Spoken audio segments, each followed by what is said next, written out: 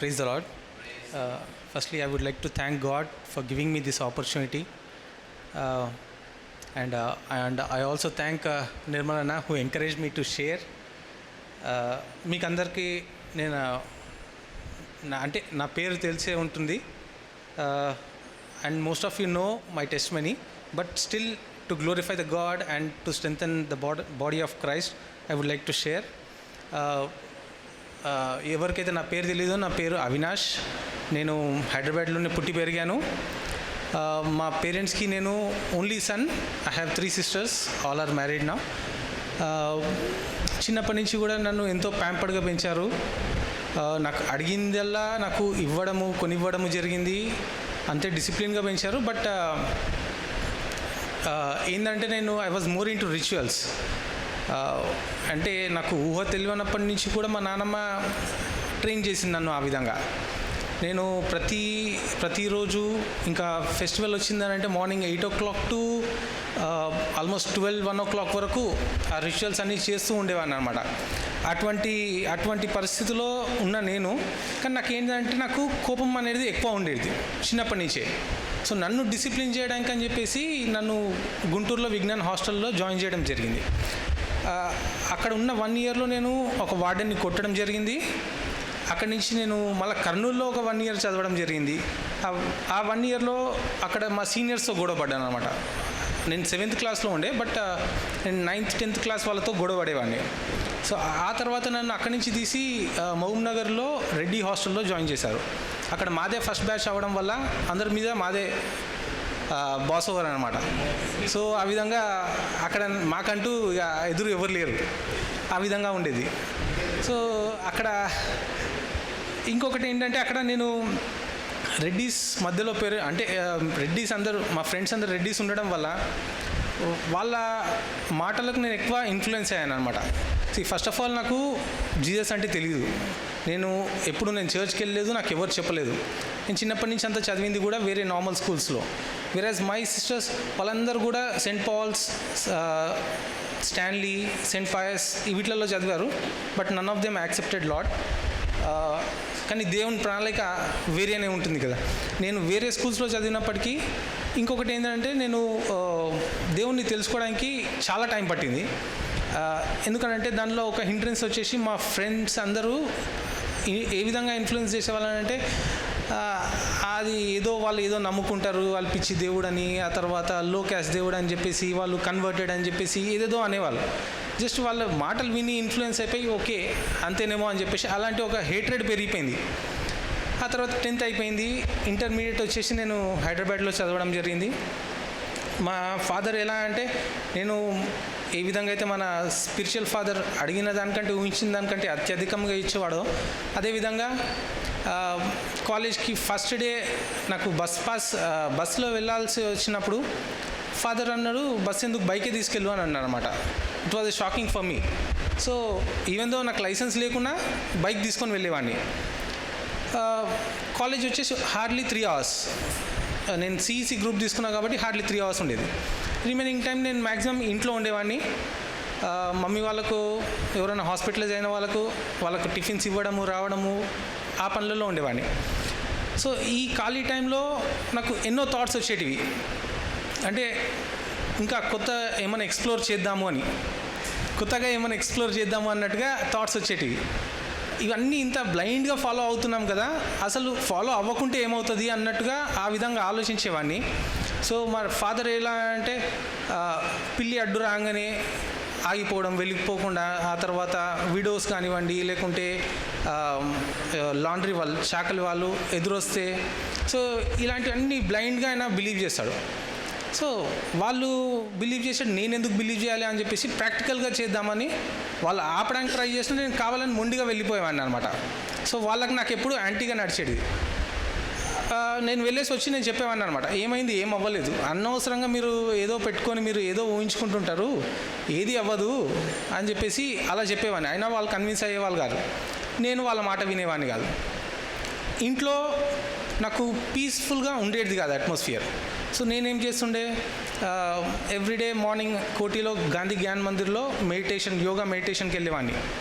అక్కడ ఉన్నంతసేపు మంచిగా ఉంటుంది, ఇంటికి రాగానే మళ్ళీ యాజ్ యూజువల్ సో ఆ విధంగా గడుస్తుండే. అయితే నాకు చర్చ్కి ఒకసారి వెళ్దాము చూద్దాం ఎలా ఉంటుందో అని చెప్పేసి ఒక కోరిక ఉండేది. బట్ నాకు ఎవరు ఫ్రెండ్స్ లేకుండే. డిగ్రీలో వచ్చేసరికి ఒక ఫ్రెండ్ ఉన్నాడు, కానీ అతను క్యాథలిక్. అతనితో ఎవ్రీ ఇయర్ ట్వైస్ వెళ్ళేవాడిని.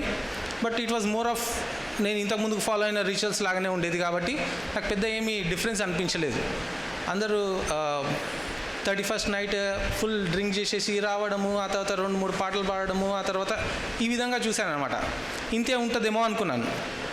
సో అది అయిపోయింది. ఆ తర్వాత డిగ్రీ సెకండ్ ఇయర్లో నాకు బీనక్క పరిచయం అయింది, పాల్ చిన్నయ్య వాళ్ళ వైఫ్. అయితే వాళ్ళ ఫ్యామిలీ మా ఫ్యామిలీ చాలా క్లోజ్ అనమాట. ఆ అక్క నాకు తనకు వీలు కుదిరినప్పుడల్లా తను నాకు గాస్పెల్ షేర్ చేసేది. అదేవిధంగా తను క్రిస్మస్ టైంలో వాళ్ళ ఊరికి ఇన్వైట్ చేసింది. నేను మా అక్క ఇద్దరం కలిసి వెళ్ళే వాళ్ళము, చర్చ్కి వెళ్ళాము. ఆ విధంగా జస్ట్ ఓకే ఇట్లా ఉంటుందా అని చెప్పేసి అనుకున్నాను. ఆ తర్వాత ఎన్నోసార్లు కూడా నేను అక్క కిరణ్ దగ్గర కూడా తీసుకురావడం జరిగిందనమాట. అప్రాక్సిమేట్లీ ఒక 20 years బ్యాక్. అప్పుడు ఎస్పీజీ బాయ్స్ స్కూల్లో ఫస్ట్ ఫ్లోర్లో ఉండేది. అప్పుడు వచ్చాను, అటెండ్ చేశాను. ఆ తర్వాత నాకు ఏమనిపించేది అని అంటే, మనకు అన్నీ స్మూత్గా వెళ్ళేటప్పుడు మనకు ఇవన్నీ మనం ఏం రిసీవ్ చేసుకునే వాటిలో ఉందాం. సో ఇందాక అన్న చెప్పినట్టుగా Romans 8:28 all things work together for the good అని చెప్పేసి అన్నారు కదా. దేవుడు ఎటువంటి సిచ్యుయేషన్స్ క్రియేట్ చేస్తాడంటే తనని తెలుసుకోవడానికి తన ప్రణాళికలు వేరే ఉంటాయి. సో నేను ఎన్నోసార్లు వచ్చాను వెళ్ళాను. బట్ స్టిల్ దెర్ వాజ్ అంటే నేను ఎప్పుడు గాస్పెల్ రిసీవ్ చేసుకోలేదు.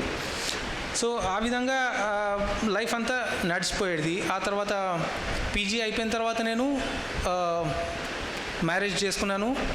మా వైఫ్ని తనని ఇష్టపడి నేను పెళ్లి చేసుకున్నాను. It was completely inter religion. తను బార్న్ క్రిస్టియన్. సో తను మ్యారేజ్కి ముందు ఎంతో నన్ను కన్విన్స్ చేయడానికి తను ట్రై చేసింది. బట్ నేను మన హుషారుతనంతో మనం ఉల్టా కన్ఫ్యూజ్ చేసేసాం అంటారు కదా, ఇఫ్ యూ కాంట్ కన్ఫ్యూజ్ అన్నట్టుగా. సో కన్ఫ్యూజ్ చేసేసి ఏమున్నది, మీరు ఆ దేవుని మొక్కుతున్నారు, మేము ఈ దేవుని మొక్కుతున్నాము, అందరూ ఒకటే, ప్రేయర్స్ అల్టిమేట్గా పోయేది ఆయన దగ్గరికే కదా, దాంట్లో ఏమున్నది అని చెప్పేసి. అదే కాకుండా ఇంకా మనం కొంచెం ట్రిక్కీగా ఏమున్నా అన్ని నదులన్నీ పోయి కలిసేది సముద్రంలోనే కదా అన్నట్టుగా అట్లా కొంచెం ట్రిక్కీగా అన్నీ యూజ్ చేసేసి తనని కన్ఫ్యూజ్ చేసేసాను అనమాట. ఓకే, మ్యారేజ్ అయిపోయింది. ఫస్ట్ ఇయర్ మొత్తం మంచిగానే ఉండేది. మేమిద్దరం కూడా మా పేరెంట్స్ వాళ్ళ రిచువల్సే ఫాలో అయ్యాం. అప్పుడు కూడా అంత పీస్ఫుల్గా ఉండేది కాదు. సో ఫస్ట్ ఇయర్లో తను కన్సీవ్ అయింది. బట్ 5th monthలో తను మిస్క్యారేజ్ అయిందనమాట. మిస్క్యారేజ్ అయిన తర్వాత నుంచి ఇంకా మాకు డిస్టర్బెన్సెస్ ఎక్కువైపోయాయి. సో నేను మా ఫాదర్కి చెప్పి నేను ఇంట్లో నుంచి బయటికి వచ్చేసాను అనమాట. సో దట్ వాళ్ళు పీస్ఫుల్గా ఉంటారు, మనం పీస్ఫుల్గా ఉంటాం కదా అని. బయటికి వచ్చేసిన తర్వాత మేము ఇద్దరమే ఉన్నా కూడా తను ఎన్నోసార్లు నాకు చెప్పడానికి ట్రై చేసింది. బట్ నేను రిసీవ్ చేసుకోలేదు. నాకు చిన్నప్పటి నుంచి ఒకటి ఏంటంటే, నాకు అన్లెస్ అంటే నాకు ఆ కన్విక్షన్ కలిగితే తప్ప నేను యాక్సెప్ట్ చేయను.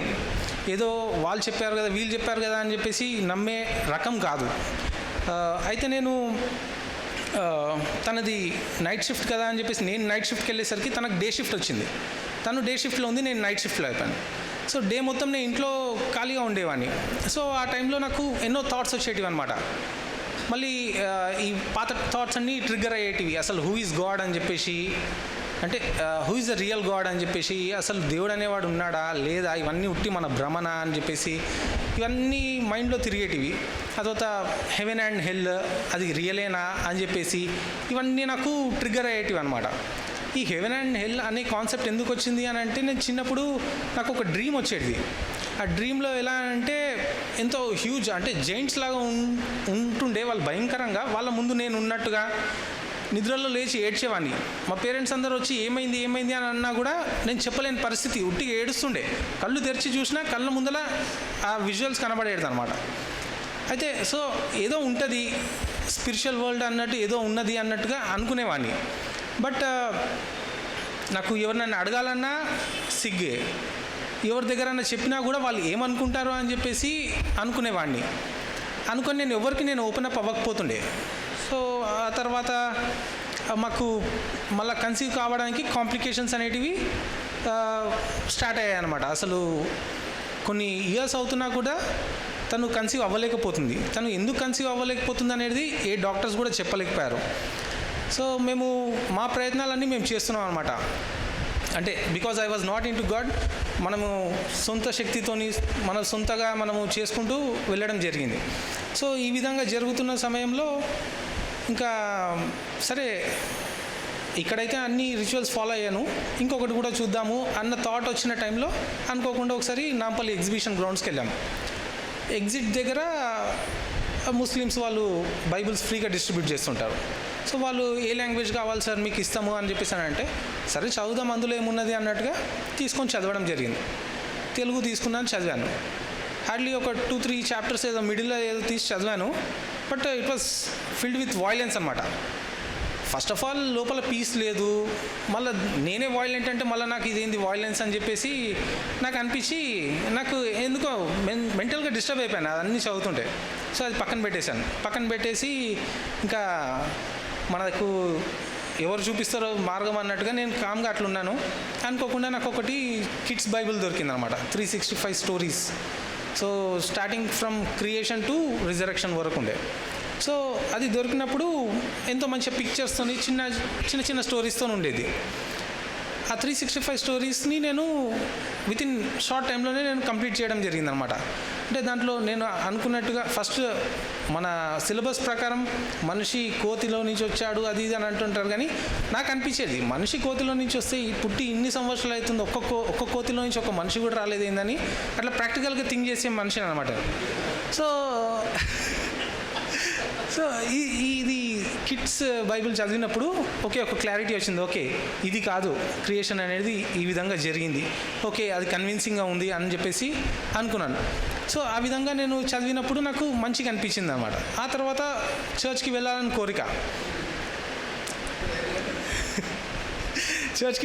కోరిక ఉండేది. But there was no proper guidance. First మా వైఫ్ వాళ్ళ పేరెంట్స్ చర్చ్కి వెళ్ళడం జరిగింది. అది ట్రెడిషనల్ చర్చ్.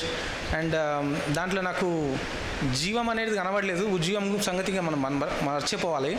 ఏంటంటే ఇక వాళ్ళు అక్కడ బాడీ ఆ మెంబర్స్ చెప్పినట్టుగానే వీళ్ళు ఫాలో అవ్వడము. ఆ తర్వాత అక్కడ సింగర్స్ కూడా మొత్తం ఆల్మోస్ట్ 70-80 ఏజ్ గ్రూప్ వాళ్ళే ఉంటారు. వాళ్ళు పాడుతుంటే నేను నిద్రపోయేవాడిని అనమాట. యూజువల్గా నేను డ్రైవ్ చేసినా నేను నిద్రపోను, బట్ వాళ్ళు పాడుతుంటే నాకు నిద్ర వచ్చేది. సో నాకు ఎక్కడ కన్విన్సింగ్ అనిపించట్లేదు, నాకు కరెక్ట్ గైడెన్స్ దొరకట్లేదు. సరే ఇంకా ఏం చేద్దామని చెప్పేసి ఒకానొక సమయంలో నేను ఇక్కడ సెయింట్ మేరీస్కి కూడా రావడం జరిగింది. కొన్ని మంత్స్ అటెండ్ చేశాను. బట్ అది కూడా సేమ్ నా పాత రిచువల్స్ లాగానే ఉండేది. సో ఇది కూడా కాదనుకున్నాను. అనుకోకుండా మా వైఫ్ అంది, సో అండ్ సో పాస్టర్ చాలా పెద్ద మీటింగ్స్ అవుతాయి, చాలా మంచిగా ఉంటుంది, మిరాకిల్స్ జరుగుతాయి అది ఇది అని అంటే సరే తన గురించి వెళ్దాంలే అని చెప్పేసి వెళ్ళి కూర్చున్నా కూడా నేను ఆ వాక్యాన్ని నేను రిసీవ్ చేసుకోవడం కంటే ఆయన ఎంతవరకు కరెక్ట్ ఉన్నాడు అన్నట్టు ఆ యాంగిల్లో నేను ఆలోచించేవాడిని.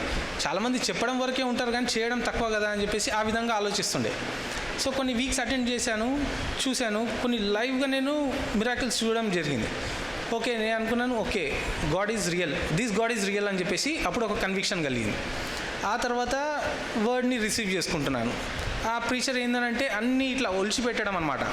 సో నార్మల్ లాంగ్వేజ్లో కేజీవి తెలుగులాగా కాకుండా నార్మల్ తెలుగులో చెప్తున్నారు కాబట్టి ఓకే రిసీవ్ చేసుకోవడం జరిగింది. ఆ తర్వాత అంటే on any Sunday I use to attend 2 services అనమాట. అంటే ఆసక్తి కలిగి ఉండే ఆ టైంలో ఇనీషియల్ డేస్లో. సో అలా అటెండ్ చేస్తున్న టైంలో కొన్ని నాకు మళ్ళీ థాట్స్ రావడం జరిగింది. దేవుడు మిమ్మల్ని కాపాడుతాడు, మిమ్మల్ని దీవిస్తాడు అని చెప్పేసి చెప్పడం జరుగుతుంది. ఆ ప్రీచర్ చుట్టూ చూస్తే బౌన్సర్స్, సెక్యూరిటీ, ముందర ఒక 4 వెహికల్స్, వెనకాల ఒక 4 వెహికల్స్, ఆయనకే ప్రాణహాని పెట్టుకొని అంటే ఆయన అట్లా ఫీల్ అయ్యి 10 మందిని ముందు వెనకాల పెట్టుకొని తిరుగుతున్న ఆయన ఏం బోధిస్తున్నాడు, ఆయన ఏం చేస్తున్నాడు అని చెప్పేసి మళ్ళీ అదొకటి కలిగింది. సో ఇదేదో కరెక్ట్ లేదు, ఇంకేదైనా చూడాలని చెప్పేసి ఆలోచించుకుంటున్న టైంలో మా కజిన్ ఒక ఇండిపెండెంట్ చర్చ్కి గైడ్ చేశాడు. సో అక్కడ వెళ్తే ఆ చిన్న హార్డ్లీ 6 మెంబర్స్ ఏమో ఉండే. అప్పుడే హార్డ్లీ 1 year అయింది. ఒక 6 మెంబర్స్ ఉన్నారు. వెళ్ళడం జరిగింది. ఇనిషియల్ డేస్లో నేను అక్కడ బాగానే ఎదిగాను. బట్ పాత వాళ్ళు వెళ్ళిపోయేసరికి అన్ని రెస్పాన్సిబిలిటీ నేను తీసుకోవడం జరిగింది. ప్రతిదీ కూడా నేనే చూసుకోవడము, ఈవెన్ విలేజ్ మినిస్ట్రీకి డ్రైవింగ్ అని ప్రతిదీ అన్ని అరేంజ్మెంట్స్ నేనే చూసుకునేవాడిని. ఇవన్నీ చూసుకుంటున్న టైంలో నాకు అనిపించేది అనమాట, నేను ఇన్ని పనులు చేస్తున్నాను బట్ నేను దేవునితో నేను టైం స్పెండ్ చేయలేకపోతున్నాను కదా అని చెప్పేసి లోపల ఎక్కడో అనిపించేది. బట్ నాకు టైం దొరికేది కాదు. మా ఇంట్లో ఎవరైనా అవినాష్ ఏడి అని అడిగితే సాటర్డే సండే ఇక్కడ ఉండడు, చర్చ్ సరౌండింగ్ ఏరియాస్లో తిరుగుతాడు, లేకుంటే చర్చ్లో ఉంటాడు అని. అంటే అలా అయిపోయిందనమాట. ఈవెన్ ఇంటిని కూడా నేను పక్కన పెట్టేసి చర్చ్ పనులలో తిరిగేవాడిని. సో అది జరుగుతున్న సమయంలో నాకు ఇవన్నీ నాకు ఒక సైడ్ నుంచి ట్రిగ్గర్ అవుతుంది. నువ్వు ఇందులో ఉన్నావు బట్ నువ్వు నాతో లేవు అన్నట్టుగా నాకు దేవుని దగ్గర నుంచి నాకు అనిపిస్తుంది. బట్ నేను ఏం చేయకుండా అవన్నీ పక్కన పెట్టేసి నేను నా పనులు నేను చేసుకుంటూ పోయేవాడిని అనమాట, దేవుని సేవ చేస్తున్నా కదా అన్నట్టుగా. ఎన్నో మనము మీటింగ్స్లో వింటూనే ఉంటాం, మరియా ఉత్తమమైనది ఎంచుకున్నది అని చెప్పేసి. సో నేను మరియాలాగా ఉండకుండా నేను మార్తాలాగా నేను always I was busy with some other things. So అనుకుంటున్నాను, కానీ నాకు ప్రాపర్ గైడెన్స్ దొరకలేదు, ఎక్కడ వెళ్ళాలి ఎట్లా వెళ్ళాలి అనేది తెలీదు.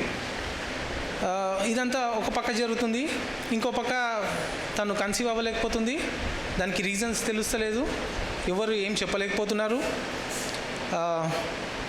మన బిలీవర్సే మన వాళ్ళే అయ్యుండి ఎంత మిస్గైడ్ చేశారంటే ఇప్పుడు అనిపిస్తుంది అనమాట. వాళ్ళు దేవుని వాక్యం వాళ్ళు రిసీవ్ చేసుకున్నట్లయితే కనుక ప్రతి బర్త్డేలో మనం వినేది ఒకటే, గర్భఫలం దేవుడిచ్చి బహుమానం అని.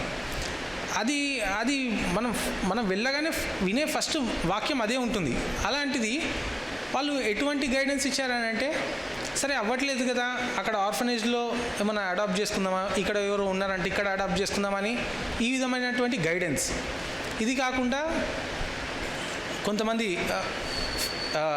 ఫర్టిలిటీ సెంటర్స్కి అక్కడికి కూడా గైడ్ చేశారు, అక్కడికి కూడా వెళ్ళాము, మనీ ఖర్చు పెట్టాము. ఇదంతా దేవునికి ఇంకా తెలుసుకోకుండా ముందు జరిగిన విషయం అనమాట. ఇవన్నీ జరుగుతున్న విషయంలో ఇంకా సరే మనం అన్నీ చేసాము, ఇది కూడా ఒకసారి చేసి చూద్దామని అప్పుడు చర్చ్కి వెళ్తున్న టైంలో అనుకోకుండా మాకు రిజల్ట్ పాజిటివ్ వచ్చింది. అది కూడా మేము ఊహించలేదన్నమాట. ఆ డాక్టర్ వచ్చేసి ఒక ట్యాబ్లెట్ ఏదో ఇవ్వబోతుండే అనమాట. దానివల్ల ఇంతకుముందుకు మిస్క్యారేజ్ అయినప్పుడు కరెక్ట్గా క్లీన్ అయిందో లేదో అని చెప్పేసి ఏదో ట్యాబ్లెట్ ఇవ్వాలనుకుంది. అంతకన్నా ముందు జస్ట్ ఒక టెస్ట్ ఇది ఒకటి ఇచ్చేసేయండి ఎందుకన్నా మంచిది అని అన్నది. సరే అని ఆ టెస్ట్కి ఇచ్చిన తర్వాత చూస్తే ఇచ్చాము, బయటికి వచ్చి నిలబడి ఇట్లా చెట్టును చూసుకుంటూ నేను చిన్న ప్రార్థన చేసుకుంటాను, ఎన్ని రోజులు దేవా అని చెప్పేసి ఇట్లా ప్రార్థన చేసుకుంటాను. ఎందుకంటే అంతకు ముందుకు విజిట్లో డాక్టర్ ఏమన్నారంటే, మాకు రూట్ కాజ్ తెలుస్తలేదు, మీరు ఎందుకు కన్సీవ్ అవ్వట్లేదు మాకు తెలుస్తలేదు, బట్ వెళ్ళాలనుకుంటే కనుక వేరే మెథడ్స్లో వెళ్ళాలి, IVF IUI అని చెప్పేసి ఏమేమో చెప్పారు. ఇట్ ఇన్వాల్వ్స్ లాట్ ఆఫ్ ఇది కాస్ట్ అని చెప్పేసి, తర్వాత బెడ్ రెస్ట్ కావాలని చెప్పేసి ఏమేమో చెప్పారు.